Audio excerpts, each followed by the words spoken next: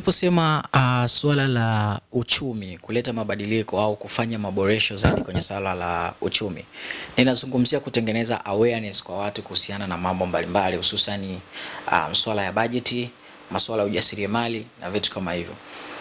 Kwa nini nasema budget?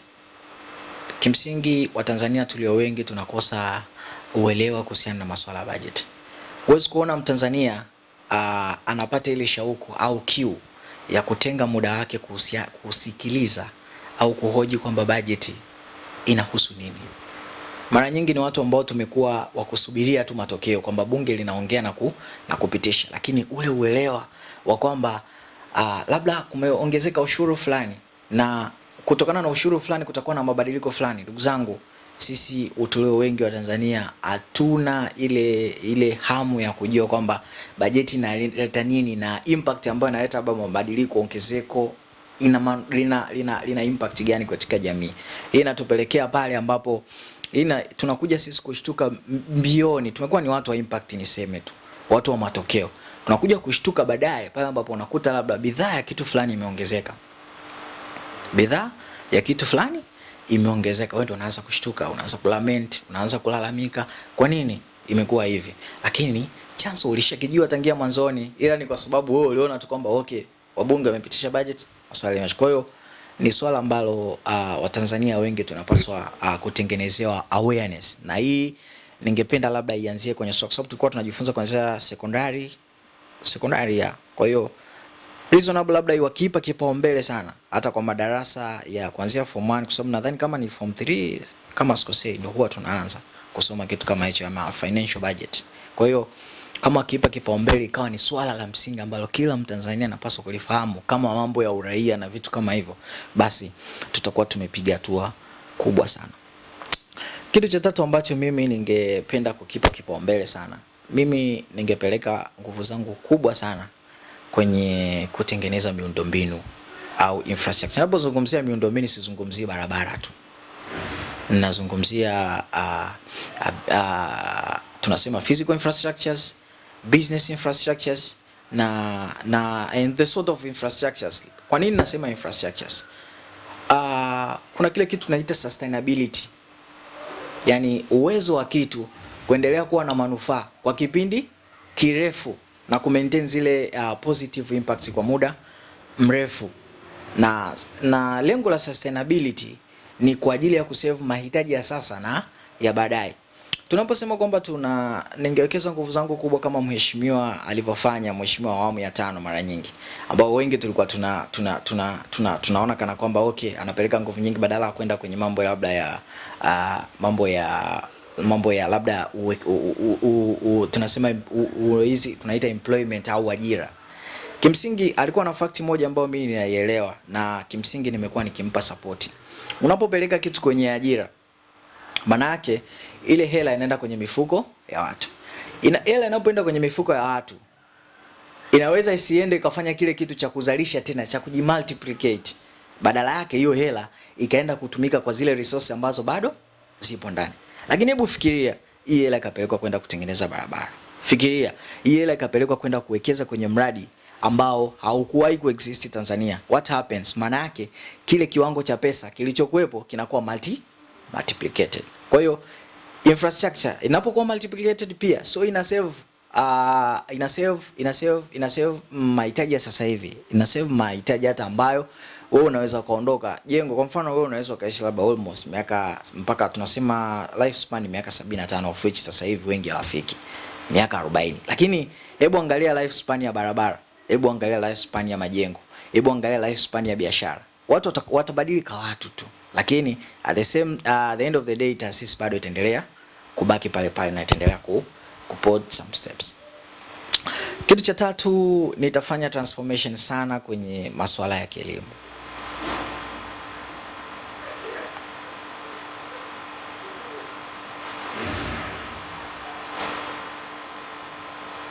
Kitu cha tatu, nitafanya transformation kwenye masuala ya kielimu. Ndugu zangu, bado tuko kwenye ile elimu ambayo ni limited. Tunasema ni elimu ambayo inahitaji marekebisho makubwa sana, inahitaji transformation kubwa sana. Kwa mfano, Elimu tuliyoko nayo sasa ni ile ambayo inamlazimisha mtu kudepend much na kile ambacho anaambiwa na kuhitaji ile freedom of expression na kumpa mtu express kile ambacho anafanyaje anakielewa. Sijui ninaiweka vizuri, lakini ninachotaka kukisema ni kwamba tunataka tutengeneze swala la 4 ni swala la mabadiliko katika elimu. Kimsingi kuna haja kubwa ya kufanya marekebisho kwenye namna ambavyo tunafundishwa na tunapokea yale mafundisho. Kimsingi madarasa yetu ambayo tunakaa mara nyingi ni naweza nikasema ni kwamba tunahitaji mabadiliko katika nyanja kuu 3 ambazo ninaweza nikazielezea kwa ufupi.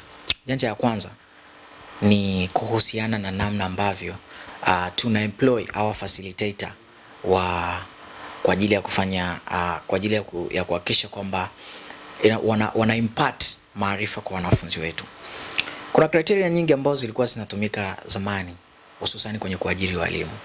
Mambo ya connections, mambo ya kufanya usaili ambao hakuna ile direct contact ya unajua ifike mahali tutoke kwenye ile taswira ya kusema kwamba okay, kuna vitu havihitaji ile kind of interview kwamba mtu anakaa anaongea. Kwa nini sasa kama mtu anahitaji kufundisha au anahitaji kuwa facilitator, tusimpeleke pale kwenye field aanze kufundisha, alafu hawa wanafunzi wenyewe wamclarify huyu mtu na kusema kwamba okay, huyu anafaa, huyu anafaa. Simaanishi kwamba tuachie tu wanafunzi, lakini wawe ni watu wa kuwapa kipaumbele kwanza kwenye kusikiliza maoni yao, ili sasa hii department nayo ihusike. Jambo la pili, nilikuwa natamani sana tutengeneze kitu kinaitwa interaction mode of class, ambacho walimu wengi huwa hawakifanya hichi kitu cha kuwa na interaction na wanafunzi. Lakini hii inakuwa mara nyingi impacted kwa sababu ya mambo mbalimbali. Wengine wanalalamikia time, au wengine wana run kucover kufanya coverage ya syllabus. Lakini mwisho wa siku nini wanatuacha nacho ni kwamba tunakuwa tuna watu wa kupokea, lakini sio watu wa kusikilizwa tunataka nini au tumeelewa nini kutoka kile ambacho tumefundishwa. Kwa hiyo ningependa tutengeneze namna ya ufundishaji ambayo itakuwa ni namna ya ushirikishwaji, ikimpa mwanafunzi kuelezea uelewa wake wa kile anachokifahamu, lakini ikimbuild na confidence ya kuweza kuinteract na mwalimu, lakini pia kuweza kuhusianisha kile ambacho anafundishwa na maisha ya kawaida. Jambo la mwisho na la 5, ningekuwa rais wa Jamhuri ya Muungano wa Tanzania, bado ningesisitiza umoja, bado ningesisitiza amani, bado ningesisitiza utulivu na kudumisha muungano wa Jamhuri ya Muungano wa Tanzania. Swali lingine linasema, wewe ni shabiki wa timu gani? Mimi ni shabiki wa mpira mzuri. Kwa hiyo mara zote huwa nafurahia kuona watu ambao wanacheza vizuri. Obviously ninaweza nika quote some timu yangu ambayo ninaipenda mara zote. Kwa Spain naipenda Real Madrid, kwa Uingereza naipenda Manchester United. Yani go east go west, Manchester will always be the best, mpaka pale ambapo wale ambao tumewaacha nyuma hawezi kufikia zile rekodi zetu ambazo tumeziweka. Ni hayo tu ambayo nilikuwa nayo. Kwa Tanzania tunahitaji muda kidogo ku clarify mapenzi yangu na timu gani, ila kwa sasa napenda Azam FC.